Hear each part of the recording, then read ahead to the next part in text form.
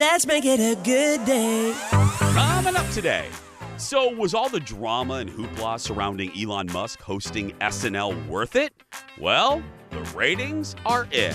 Oh, hi there, and welcome. Then, she became a TikTok superstar thanks to her love of Minnesota salads. Midwestern Mom is back with more salads and more laughs. I found her. It's Shayla, everyone. And do you want a plant, but afraid you don't quite have a green thumb? Well, I'm going shopping with Shayla from Plant Penthouse to show all of us plant amateurs where to start. Here we go. Let's make it a good day. We do it our own way. Let's make it a good day. Oh, no matter what they say. Oh, yeah. Good morning, Venice Heights. Good morning, Chatfield. Good morning to Menominee. Had to look at that one for a second. And good morning to you. Welcome to the Jason Show. I'm Jace. Thank you for being here. Happy Monday. Please say hello to my sidekick sister from another mister and America's favorite llama farmer, Kendall Mark, everyone. Hello. Llama farmer. It's a new one. How you doing? I'm doing really well. It was a good weekend. Was How it a about good you? weekend? I mean, it was like decent-ish out. Did you see your mama? I did. I saw my mom. We went to drag brunch. That's right. Yeah, We went it to was the great. tell the folks about it because it's at Crave, and some of the best drag queens here in the Twin Cities. Yep. You get some brunch, some mimosas, some queens, Yep.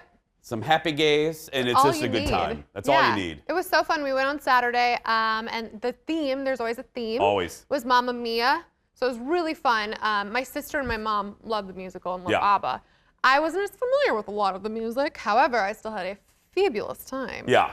My buddy Chad runs it. It's a flip phone. It's a great organization, and it's just a good time. And when people Yeah. come into the city, and if there's one happening, I always recommend it because it's fun. It's just Right. a good time. So fun. Everyone's just so like happy and nice, and it just felt good. Yeah. It was good. I was out too, and I had a reminder of something that I was like, oh, you know what? I can't wait to share that with the audience because it was something that I didn't think of, even being a restaurant owner myself. But I was out in my neighborhood in the North Loop, and I was talking to a general manager. And, you know, everyone's happy. I'm sure all of you watching, you're happy that the restrictions have loosened. You know, I think Friday was the first day restaurants, or Thursday, Friday, restaurants could stay open basically the whole time or whenever they wanted. But the manager looked at me, and it was kind of like an Oprah aha moment. And I'm like, I can't wait to remind my TV and radio friends of this. He said, yeah, this is, I go, I bet you're excited. He goes, yeah, it's great. But here's what we all need to remember as consumers. Go frequent, go support these restaurants. But keep in mind, this came up very quickly. So all this week, all of these restaurants are still dealing with scheduling, like they're scheduling for closure. Right. You know, they have limited staff. And also what I didn't think of was ordering. He's like, yeah, it's great that we opened quickly, you know, this week, but I only ordered enough food for the hours that I thought I was going to be open. And I'm like, I never thought about that. Right. And a lot of these distributors, you just can't call and say, can I get 500 more chicken wings? No, you can't. Right. Restaurants have set delivery dates, and it was just kind of a bing bang little educational moment that I thought, you know, it's a good reminder for all of us as we go out, probably in the next week or 2 weeks, and take advantage of these longer hours. Just put a little patience in your purse. I hate that. It's such a cliche saying, but pack your patience. Right. But pack a little patience, because, you know, I love supporting the service industry, but be patient. If they don't have your chicken fingers, if they're out of a fish, We will survive. we will, Gloria Gaynor, we will survive. Yeah. By the way, you said chicken wings. I Yeah. kind of do need to know how your date with your mom went. Yeah, my mother, I'll keep this brief. My mother, maybe like a lot of you, she got her Moderna. She's fully vaccinated, even though she's worried about the Australian, the Ukrainian, she's worried about the, you know, Iceland, all the Canadian variant. I got her out. I took her to her first restaurant in a year and 3 months. Took her to Serums, and we played pull tabs.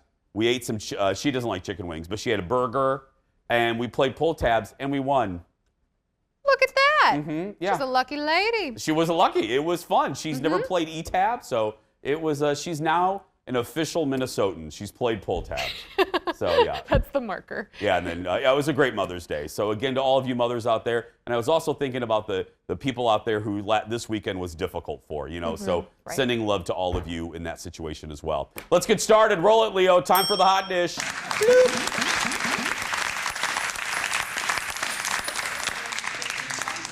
It was one of the more anticipated episodes of SNL this season. Thanks to the selection of host Elon Musk. NBC faced sharp criticism for the selection of Tesla and SpaceX founder as a host, and that controversy appears to have brought eyeballs to the show because the ratings were the best this year outside of the episodes hosted by Dave Chappelle and Chris Rock. Elon Musk made news during his monologue when he revealed that he is a person with Asperger's. Now, one of my favorite skits of the night was a parody of I Love This Show. We're going to talk about it later. What's my favorite show right now? The mayor thing. The Mayor. It's not a horse. Well, I'm sorry. Mayor of Easttown with Kate Winslet. Look at this. In a small town, somewhere between New York and D.C., County sent me to oversee this investigation. comes another story of a grizzled lady detective Well, call me Care. Everybody else does. Doctor found the body over there. What do we know so far?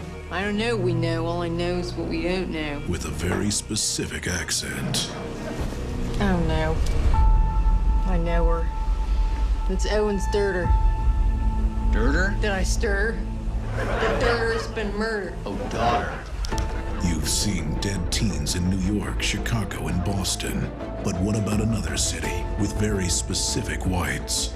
Pennsylvania whites. Would you guys quit eating Wawa hoagies over the body, please? From the makers of Mayor of Easttown and It's Always Sunny in Philadelphia comes No. Is it my daughter? Owen, she's murdered. They murdered my daughter? I'm afraid so. It's Murder Dirter, everyone. Now, let me just explain it, because the great Bill Carter, TV columnist, writer, he said, look, this is one of the best skits of the night, unless you don't watch Mayor of Easttown, and then the jokes are going to fall flat for you. Because as they made fun of this, and I've mentioned this before, it's not even a Philly accent. It's a very specific Southern Pennsylvania accent that Kate Winslet does to perfection. And then the other thing they make fun of, everybody in that show knows each other. If there's a dead body that floats up, oh, that's Tom. Oh. Oh, and if they go to the convenience store, they know the clerk. And if they go to the restaurant, they know everybody in the show knows each other. Everybody, or they're related. Mm-hmm. But, Since I didn't really, because I don't watch the show. it's fine. So I still thought it was funny. Yeah. Was it Gen Z or Gen X? I get the Gen Z Thank hospital. you, the X, Y's, and Z's confused. Yeah. My sister luckily was there while we were watching this, because all of us over 30 were like, I don't get it. Yeah, I didn't get it either. Yeah. Oh. I thought Elon did an okay job. I didn't really understand a lot of the controversy. I'm like, okay. I really didn't. The SNL's had way more controversial hosts, in my opinion. Again, I think it's an example of us just being way too darn sensitive. Right. But he did fine. The Asperger's revelation, we also found out Dan Aykroyd came out and was like, hello, I have Asperger's as well. Right. But he's fine. I had a little, I had a little secondhand embarrassment because I just wanted him to do well. You know what I mean? And there were a couple moments I'm like, ooh. But overall, a C+. Right. He's not an actor. He's not a musician. He's not a comedian. So he's not, that thing of entertaining is not natural to him. Just because you can put people on Mars doesn't mean you can host SNL. The more you know, shooting star. Next in the dish, a really good episode of CBS Sunday Morning over the weekend. There are two. This show, you know how I feel, but there are two stories we're going to spotlight. Allison Janney was among the featured stories. She talked about one of her best roles when she played Tonya Harding's mom in I, Tonya, and it almost didn't happen. Look at this. Made you a champion. Knowing you'd hate me for it. That's the sacrifice a mother makes. I wish I had a mother like me instead of nice. Nice gets you. In 2017's I, Tonya, she was so convincing as Tonya Harding's mother, LaVonna, it looked like the role had been written for her, which in fact it was, by her good friend, screenwriter Stephen Rogers. But at the time, Allison was overbooked. And I was telling Steven, honey, you may have to make this movie without me because I don't think it's going to work. Allison, Janney, Tanya. In the end, she made it work, and it paid off big with an Oscar for Best Supporting Actress. I did it all by myself. I love that I have an Oscar, and I never thought it was going to be possible for me. Truly, at a certain point, I just sort of gave up on that dream. So where do you keep? I love her. You know why? Well, there's a list of reasons, but one of them is the fact that she's done everything. Nothing against overnight successes, but I mean, I remember in '96, no one barely knew who she was. She was in Howard Stern's movie Private Parts. She played one of the bosses. And, she did a little bit of everything, moving up, taking this role, The West Wing, da-da-da-da. Hey, speaking of her shows, Mom is in its final season over there on CBS. She threw a little shade. We can't really get into it, but she threw shade. She goes, I know the reason it was canceled, but I'm not really going to say why. She put the little carrot out there? Mm-hmm. And I love it that she shaded CBS on CBS. Right, that's bold. I would never shade this network or my boss or anything. I would never do that. She's never done that. Except on Friday when I made fun of my boss's Donald Duck shoes. But other than that, I would never do that. Never. Right, friends? We have Andrew McCarthy was also on Sunday morning. We'll have that and a lot more when we come back. Back in a moment, friends. The party is just getting started. Coming up next, it's always a party when she's around. Tonight we're making an absolute classic tater tot hot dish. Don't you mean a casserole? No, I don't. TikTok sensation Midwestern Mom returns with more Minnesota salads and more homegrown laughs. Then, if you're not exactly a plant person but you want to be, where do you start? Well, you start by going shopping with an expert. I head to the nursery with Shayla from Plant Penthouse. And another fascinating episode of CNN's The Story of Late Night. Find out how Johnny Carson navigated the most difficult chapter of his Tonight Show history. That and more when we come back.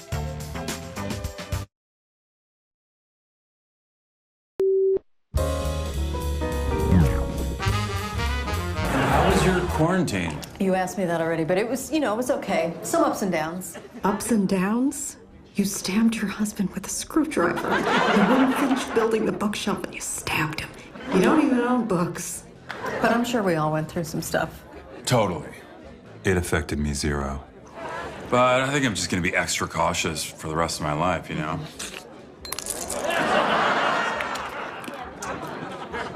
Which vaccine did you get? I got Pfizer. I got Moderna. Nice. A question that leads nowhere. It's like asking, are you more Tylenol or Advil? Let me guess. The second dose knocked her out for 24 hours. The second dose knocked me out for about 24 hours. Wow, that sounds like a unique experience you should tell everyone about. Oh, I said that out loud. Quick laugh so she thinks you were kidding. I'll kill you. So very true. Very, very true. More SNL and post-COVID conversations with Elon Musk. It is. How many times just this weekend I've had hey, what vaccine did you get? Mm-hmm. And where do you go from there? Are we hugging? I'm vaxxed. Are you vaxxed? Are we hugging? Yeah. That's a big one. Yeah, I haven't hugged a lot of people. My mother, yeah. But you don't normally anyway, so. I'm a little, yeah, Just your mom. Just my mom. And Jeff. Oh, no. I don't. That ended 40 years ago. Yeah. On Mondays we get a special serving of hot dish all the way from Hollywood. Please give it up for Brad from TMZ. Good morning, Brad. Hey, good morning, Jason. How are you? Good. Let's talk about Bill Gates. He's gonna be a single dude, and Tinder is out with a warning for all those Bill Gates imposters. Yeah, it's kind of funny, Jason. As soon as the divorce was announced, you saw a lot of people sliding into Bill and Melinda's DMs because, look, Bill's one of the most eligible bachelors in the world right now, but we reached out to a dating app, Tinder, and said, okay, obviously, a lot of people know that Bill is a wanted man right now, so you've got to assume that catfishers are going to be taking advantage of this. So what is Tinder going to do to try and limit this exposure to people being catfished? And Tinder said, look, we have an entire algorithm that checks these profiles. If you want your profile verified, there's facial recognition that they do, and they have an entire team devoted to looking at, approving accounts. Of course, if you're on Tinder, you know if you come across a profile that seems a little sketchy, you can kind of flag it to Tinder. So they're prepared. They said, catfishers, you got to try somewhere else if you're trying to pose as Bill and pick up a new boy or girlfriend. What do people say when they're sliding into Bill Gates' DMs? You know what I mean? What are those messages look like? What do you have in common? Hey, I bought one of your computers a couple years ago. Like, I don't even know where you start. Yeah, the conversation over. A few years ago, this wouldn't have been a headline, but it is today. Simon Cowell is back on a bike. Yeah, I mean, you've heard about getting back on the horse. He's back on the bike. He had a really devastating back injury last year when he was riding an electric bike around his home in Malibu. And yesterday we actually got photos of him back on an electric bike. Looks like he's not afraid. He's riding with his son.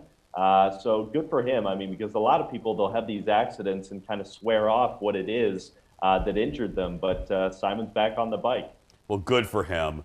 And finally, this came out of nowhere. I was like, where did this? Felicia Rashad coming under fire this weekend because folks are saying she enabled Bill Cosby, but the internet had their say, as they always do. Yeah, very, very interesting. Of course, she played Claire Huxtable on the Cosby Show as Bill's wife for so many years, and she posted a Mother's Day post yesterday, and in her comments, it kind of got nasty with people saying that she had enabled Bill for so many years, but like you said, the internet kind of had her back because they said, wait a minute, this was Bill Cosby's show. If anything, if anyone knew anything on the set, it should have been his bosses who said something. You could see Felicia as an employee of Bill in sorts on that television show. So it was kind of some swift justice, which I think in today's cancel culture we don't see too often, kind of the internet having the celebrities back there. Brad, you're in LA. I wanted to ask, because you guys are slowly, I think it's called the yellow zone. Things are opening back up. What is the atmosphere like for you, Brad? Are you noticing, like, even in your neighborhood, there's a level of normalcy again? Jason, it's funny you ask.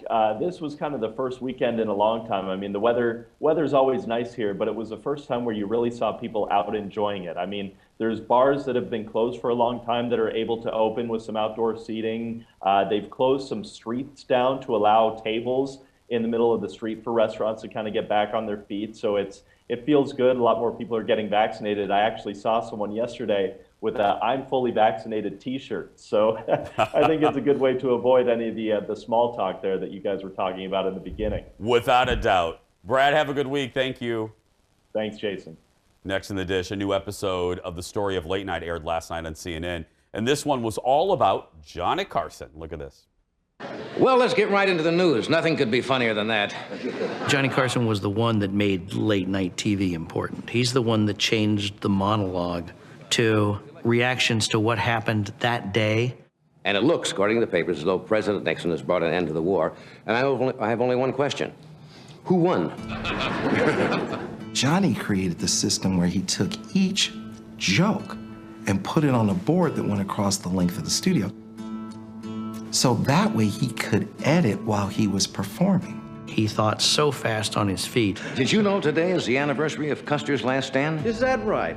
That's right. The guys are applauding a massacre. And this is a monologue. This is Carson's last stand right here. I love this episode. Well, I love this series, as you guys can imagine, for a variety of reasons.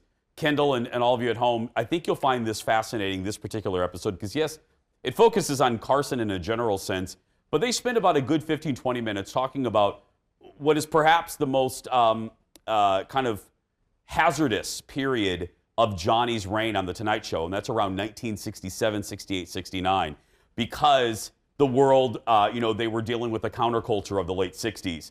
America was on fire, basically. The civil rights movement was happening. The assassination of Martin Luther King, Robert Kennedy, and it was just a time of great change in this country. And as I'm watching it, I'm realizing it mirrors very much the mood of the country right now and what we're going through. And what was what was fascinating with Johnny was, and some shows are dealing with this now, they said that era was tumultuous because Johnny walked a line. And it was obvious, to me, it was the reason he was successful for 30-some years. Johnny was never political. And also during that time, there was a chance that if Johnny didn't recognize and talk about what was happening in the country, even though that wasn't what The Tonight Show did, that he could fall into a pit of irrelevancy and just be, the show would be irrelevant. Thank you. I've had trouble with that word all day today. Anyway, but he walked that line, not without criticism. A lot of columnists called him out for not addressing things, but Johnny famously, in an interview with Mike Wallace in the late 70s, he said, that is not what I am here to do. That is not what The Tonight Show was here to do. That's not our role. Our role is to be an hour of levity, a release. I mean, everyone knew Johnny was political, but you never saw it in that hour. And I thought about what people are going through now, what entertainment is going through now. I thought of the current occupant of The Tonight Show, Jimmy Fallon. We covered it here on our show. You know, there was pressure for Jimmy Fallon to go more political when Colbert and Kimmel was. And he started making President Trump jokes. I always thought that was a mistake, not because of any political standing, but I thought that Jimmy and NBC should have held steady to what Jimmy was and rode out because everything's cyclical, ride out the political want of late night. But Jimmy didn't, and I think that's why there's still a little turmoil. Heck, I go through it here. We do, collectively as a show. This show and the other show. We walk that line, you know, but believe me, I have strong feelings about things, but that's not why you watch this show. You know, that's not the purpose of this show. This show's purpose is to be an escape for everybody. But I get called out. I received an email 2 weeks ago that Ted and Jeff tried hiding from me because they love me. But a woman flat out called me a racist because I didn't talk about the Chauvin trial. And I didn't respond because, you know, I can stand tall in myself and know that that's not who I am. But I felt like, well, I wonder if she watches the show because that's not the purpose of this broadcast. But my silence on this broadcast doesn't mean I don't have feelings. So anyway, I say all of that because it was a fascinating episode that I think is relevant to this day. That's actually revolving door. It's happening again. So yeah, I think you would like it, especially not knowing a lot about that era of television. You would love it. It's so interesting. It's on CNN, you said? It's on CNN, yeah. And next week, all about David Letterman. Ooh. And our buddy, Madeline Smithberg, will be featured. Oh, yeah, she said she did the interview forever ago. And so, yeah, it's just great. It's just, it's so good. As I said, also on CBS Sunday Morning, Andrew McCarthy from the Brat Pack. He talked about how he never felt like he belonged among Hollywood's elite. Look at this. People over the years have said, would you want to write a book about the Brat Pack? And I was always like, no. I mean, before the sentence was done, I was like, no. And someone, again, recently mentioned, would you consider writing a book about the Brat Pack? And I went, huh. Yeah. You know, you kind of want to be free of all this stuff. I mean, I'm no longer, you know, young. And so why keep running from my youth? Andrew McCarthy is no longer running, choosing instead to make peace with a group he'd never aspired to join. We're here talking because I was in the Brat Pack. Had I been in a bunch of those same movies and the Brat Pack, quote unquote, didn't exist, quote unquote, we wouldn't be having this conversation. And make peace with himself. Like, I did just fine. With who I was and who I am, I did just fine. That's a lovely place to get to in life. I love that. That line I told Jeff and Ted, I did just fine. You know, you put so much darn pressure on yourself. You know, you have goals when you're in your teens and your 20s. And then and then you realize when you get to, he's 58, which, by the way, he looks phenomenal. You did just fine. I love that. I love that, Kendall. I like that, just not living with regret, or like, not even just regret, just I didn't do enough, or, you know. I did just fine. And that's enough, you know. His new memoir, Brat, will be released tomorrow. He's now a director. He works on projects, like he directed a couple episodes of Orange is the New Black. And again, I think he's aging beautifully. I don't think he looks like he's had any work done. Yeah, he was a teen dream, man.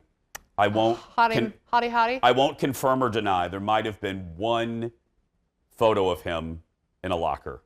I won't confirm if it was my locker, but it was a locker. But he won't deny it either. But I won't deny it. We're going to take a break. We'll be back, my dear friends, right after this. Stay with us.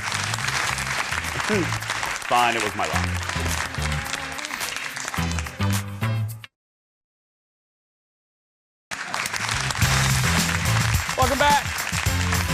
Well, she became, and I mean an instant hit with our audience after her first appearance on our show, showing love for Minnesota salads on TikTok. Since then, she continues to spread her joy for salads full of canned fruit, Cool Whip, and more.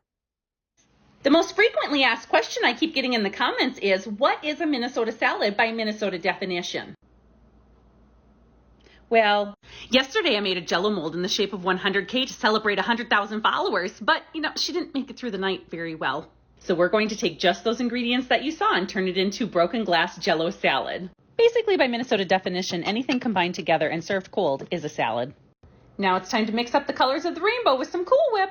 Gently fold it in. Broken glass Jell-O salad. That is beautiful. That's Midwestern Mom on TikTok, and the woman behind the phenomenon joins us again. Welcome Amber back to the show. Hi, Amber. Well, hi there. Well, hi there. Let us actually start there.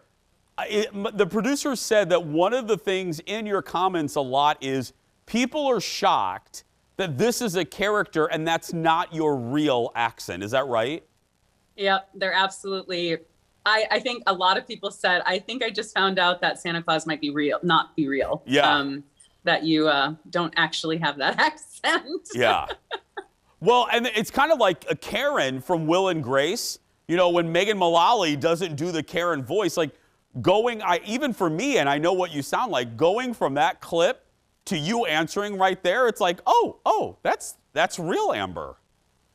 Yep.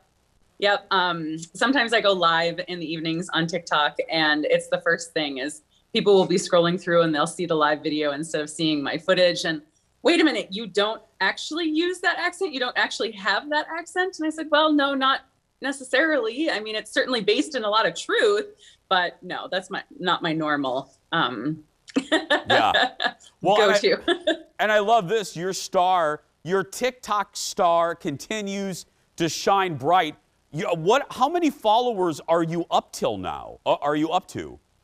I think when I just checked the numbers, it was like 169,000 followers. Oh. And the last time I did the episode with you, it was just 40. So more than quadrupled, which is kind of exciting. Wait. I don't think I calculated. So you had 40 when you were on just a few weeks ago, and now 169,000? Yep.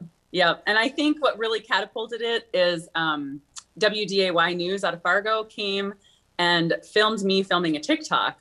And it was a Tuesday. We did the episode. It aired on the 6 o'clock news. The Detroit Lakes newspaper, which is owned by Inforum News, ran an article about it. And I think it's distributed 20 papers throughout the tri-state area. Yeah. And, but the salad that I made for WDAY News was Snickers salad again, because I had noticed that when I posted Snickers salad before, it didn't do as well as cookie salad. So I'm like, you know what, I'm going to redo it because Snickers salad deserves to stand on its own. Yes, it does. And just immediately the notifications started coming and coming and coming. And then before I knew it, it was at 1 million views. Then it was at 2 million views. Then it was at 3 million views. And, the biggest response has been people from all over the world. Like, is this real? Do you actually eat this stuff? Is this satire? Is this a parody? And I'm like, it's a little of everything, honestly. Yes, the food is very real. The accent's exaggerated. Yes, I poke fun at everything, but that's why I'm here. I'm here to be comedy relief. I'm here to make fun of my own culture. I fully acknowledge we're still stuck in the 60s, and I'm okay with that. I know you see the comments, and obviously it's worldwide. Is there a section of the globe that seems to be the most confused by us? Absolutely. Australia and England. Well, Great Britain. What exactly is Cool Whip? Is it mayonnaise? Are you mixing these salads with mayonnaise? What is Cool Whip? And so I cannot believe how many times I have written down, sugar, water, and hydrogenated oils. Invented during the convenience food craze of the 60s, and it just stuck around, and we just really love it up here. Speaking of Cool Whip, Amber, we have noticed behind you your bunker, your nuclear bunker of Cool Whip. Your supply has grown of backup Cool Whip, Amber. Well, Actually, after I was on the show last time, I did a TikTok video about finding Cool Whip at the dollar store for only $2 a container. And so I like bought them all out. I'm like, the dollar store never has Cool Whip. Of course I have to buy it, especially name brand. These are obviously empty containers. The Jell-O is real, but I keep this up now because I sit in front of this backdrop for TikTok Live. And people just love it. Hey, would you mind sticking around for one more segment, Amber? Can you hang on through the break? Yep, I can. Thanks. More with Amber when we come back. Back in a moment, everyone. Get your Cool Whip out while we're in the break.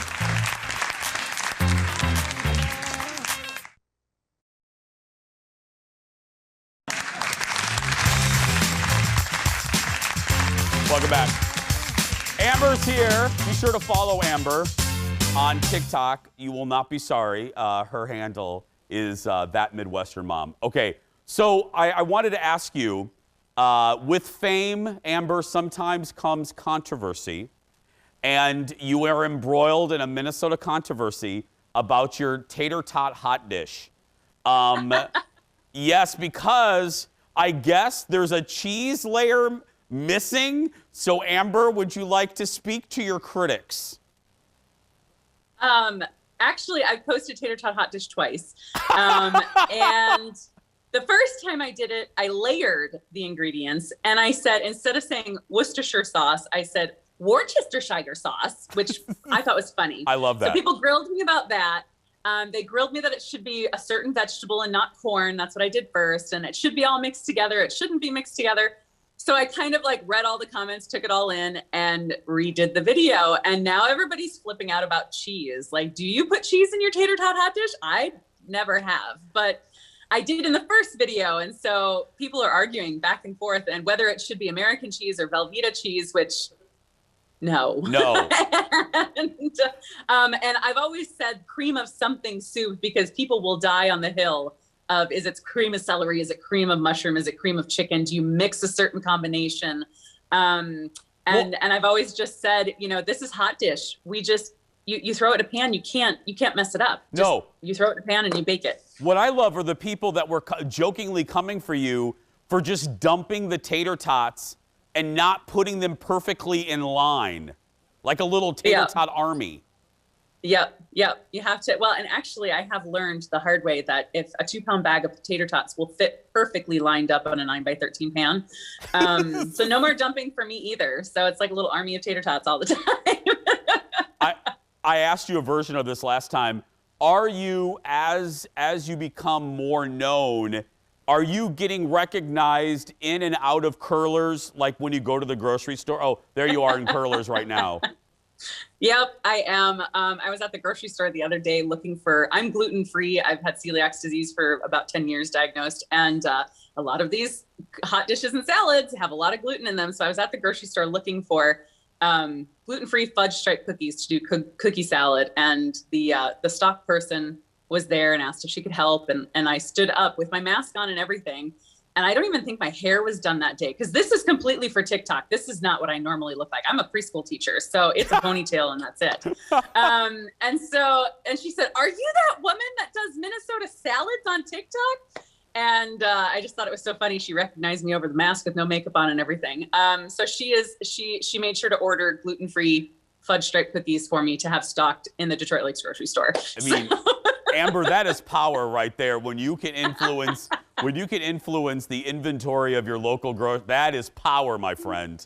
Well, apparently. And speaking of local, your town is known for something, isn't it? Yep, home of the world's largest turkey. So Turkey Days Festival. That was another thing that I mentioned on TikTok the other day, and everybody's like, wait a minute, are we going to ignore the fact that you said Turkey Days is happening in July? Why wouldn't it happen in November? Well, who wants to come to Minnesota in November? Yeah. So, of course, it happens in July. We have a giant 22-foot tall turkey out on the hill, like just mere blocks from my house. We have the Turkey Days pageant, the Turkey Days Queen, the Turkey Days Parade, the demo derby. So all of that will be filmed and captured on my TikTok this summer. I purposely changed my summer vacation plans to bump it up earlier so that I can be home in time for Turkey Days because I can't miss it. That Midwestern mom has to be there. And we have a huge salad luncheon. I don't know what it's going to look like with COVID this year, but we'll make something work.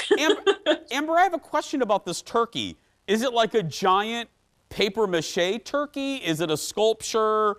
It's a sculpture, fiberglass, I think. Fiberglass. It's a lot like, the giant catfish in Wahpeton, the prairie chicken. We did a big tour of like all the world's biggest things last summer just for fun because of COVID. We didn't have anything else to do. There's a giant walleye out on a lake somewhere. There's a big ball of twine in Minnesota. We're famous for, there's a giant loon on Long Lake, which is why Vergas, just the tiny town next to us, has loony days. I smell a franchise for our producer, Ted. I think Ted should go visit all of these giant things. Amber, we love having you. Thank you for coming back. Thank you so much for having me. Thank you. Make sure you call me when you come see the turkey. I'll come visit. I will be ringing you, believe me. Follow Amber on TikTok. Her handle is @MidwesternMom. And while you're on TikTok, also follow us, The Jason Show TV. And Amber's also now on Facebook and Instagram. We'll be back right after this. Stay with us, everyone. Ted, we're sending you to the turkey.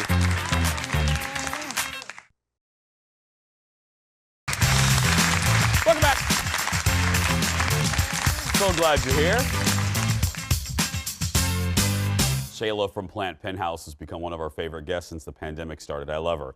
Recently, she and I met. We haven't met ever. No, we met for the first time, and we went to Tonkadale Greenhouse.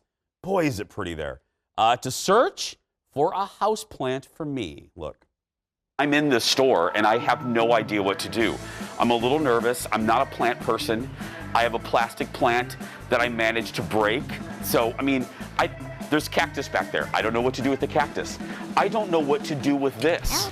So I'm just hoping that somewhere here at Tonkadale, shameless plug, somewhere here at Tonkadale, I will find like a floral princess, a floral fairy to help me out. And I just really hope I'll be able to find one. Just need my crown. I found her. It's Shayla, everyone. No, she doesn't live here. She would like to live here. Please, God. Do you get, all kidding aside, I was just saying I'm nervous, but this must be like Disneyland for you. Truly like Disneyland. It's like the whole ride world of plants. And I just love it. I feel like when I come into Tonkadale, really any greenhouse, it's just a way for me to come alive and experience all of the greenery, especially when it was wintertime here. Yeah, I am not a plant parent, so I'm intimidated. So, but this is a magical place, I will give you that. And I'm hoping it's so magical that if I go like that, a cart will appear, because we will need a cart, right? Yes, we will absolutely need a cart. There we go. And a cart appears. This is what the magic happens here. That's right. Should we go shopping? Let's do it. Let's go shopping. It's going to be so fun. Okay, so I'm going to act like a typical plant parent. Yes. Because I am. Here's my real life situation. Let me hear it. I'm in a condo, so pretty good light. Not abundant, but pretty... No, that sounds... Pretty good light. We've got something to work with here. Yeah, the condo... Yes. And You have pets. I have 2 dogs. Okay. I have a sausage, Mr. Big, and I have a boxer. So, but they're good boys. They won't mess with plants. Okay, they won't eat them. Take a little sampler. So no. So medium to good sunshine, townhouse or condo, and 2 dogs. You want something that you're going to have to tend Easy to. pleasy cover girl. I got you. Okay. Easy pleasy plant. So that is the mission. And Shayla's on. Let's go. Let's go. There's a pet-friendly plant area, yes. And she has a list too. This is service. She's running with the list of plants for us to use. That is service at the Tonkadale, let me tell you. Okay, what do we have? We have right here, this is a bird's nest fern. Oh. This is pet friendly, yes. And the great thing, what I love about these ferns is they are able to show you what they need. And so what that means is when it needs a drink, you're going to notice that the leaves will do a little bit of drooping. Oh. And that's when... Photographer Eric does the same thing. When he needs a break, the camera just droops, just like that. You have one more, right? Yes, I have another. And these are our lovely staghorn ferns. Oh. And so I almost feel like they have elk ears and they're a little felty. Oh. I think that they're low maintenance in that, again, if you miss a watering, you're not going to wake up to a dead plant. Okay, that's good. Okay. And they add a lot of personality. That is one of the things that I love with plants is being able to style with vibrancy with just one plant. Okay, the rule of 3, my final one before I check out. What? This is colorful. Isn't it great? Flowering plants are one of my favorite styles. This is a bromeliad plant. And what I love about these is they produce these beautiful flowers. It's a way to add instant decor. They last a lot longer than actual flowers that you can pick up anywhere. And it's a way to add immediate decor where they're having a party or just to style it near your bright indirect light in your living room. Bright, direct, beautiful. I love it. I love it. You can follow Shayla on Instagram. Just head to plantpenthouse.com. I won't say there's another story coming up probably next week or so. I have something sitting on my patio that I never thought I would have sitting on my patio. Ooh, what a tease. I know. I did it. I had such a good... First of all, that's a beautiful place. I'm not a plant person. That's why we did the story, so you could live vicariously. I didn't know where to start. I didn't know what to look for. None of that. But that's a great place. And also, you do kind of get excited when you're in there because the opportunities are endless. They had a lime tree. I didn't know you could have a lime tree in Minnesota. I love garden centers, period. Yeah. You know how I feel about gardening. I don't do my nails for like 2 months just because I'm in the weeds and there's dirt I can't get out of my fingernails because I'm like so in there this time of year. So fun. Well, and she was such a good fairy godmother, a flower fairy godmother to me. I couldn't have asked for a better person, and the staff, like I said, the staff was great. But it was fun. I had a lot more fun than I thought I would, because again, my mom was into plants, I am not. I kill plastic plants, so. I have faith in you. I don't know, we'll see. Like I said, I have an experiment on my patio. We'll see how that goes. We're gonna take a break, my friends. We'll be back right after this. Back in a moment.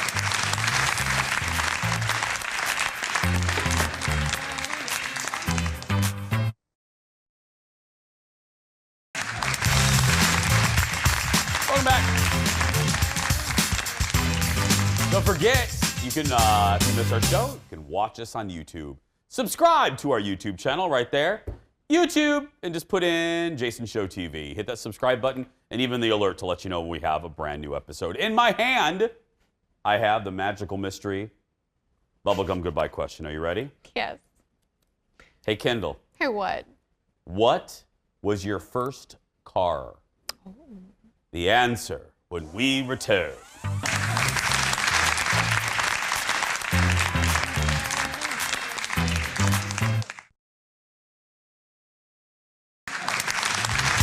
Welcome back. Our bubblegum goodbye question. What was your very first car? Ladies first. I had a red Pontiac Sunfire 97. No AC, crank windows. She was great. Her name was MJ. MJ, you named her? I love that. Mary Jane, she was smoking. Crank windows. Yeah, crank windows. I think of my grandpa's old car, and it would get stuck, and it's like a workout to do it. It totally is. And when there's no AC, like you get sweaty just trying to get unsweaty. Yeah. What about you? Mine was, my mother's powder blue station wagon. I drove that for a while, but my first car that I bought was a red Dodge Neon that I had here. Yeah. I moved it here. I drove it. And then I lived in downtown Minneapolis, and I parked. And I parked illegally, and it was impounded. And I was so broke that I couldn't go get it. So it just died at the impound lot. Stop, because then the fees keep doubling and sorry. Hashtag, yeah. It was like, oh, couldn't do it. So then went down there and finally got the money and got it. And yeah, it was bad. But it's the worst. The 20s were glorious, let me tell you. Yeah. Anyway, but yeah, Dodge Neon was cute. Do they still make those? No. Oh. Sorry, what'd you name it? 2000 Buzz. I think it went out in like 2004 or something. They stopped making the... Buzz? Yeah, like Buzz Lightyear. To the rescue! Are you making... What was your car's name? Carla? What was yours? MJ, Mary Jane. Oh. Duh. And you're laughing at mine? Oh. Gee, I wonder why yours was named that. Anyway. She was smoking hot. She was cool. Like literally really hot all the time. I think that name is Chugi. Thank you. I turned your word right back on you, didn't I? I sure did. I'm sweating in shame. That's going to do it. Tomorrow, Kendall shows us some spring nails. That's right, live manicures right here. That's going to do it for us today. If you're a kid that's watching, go out there and be yourself because nobody can tell you're doing it wrong. Bye, everybody.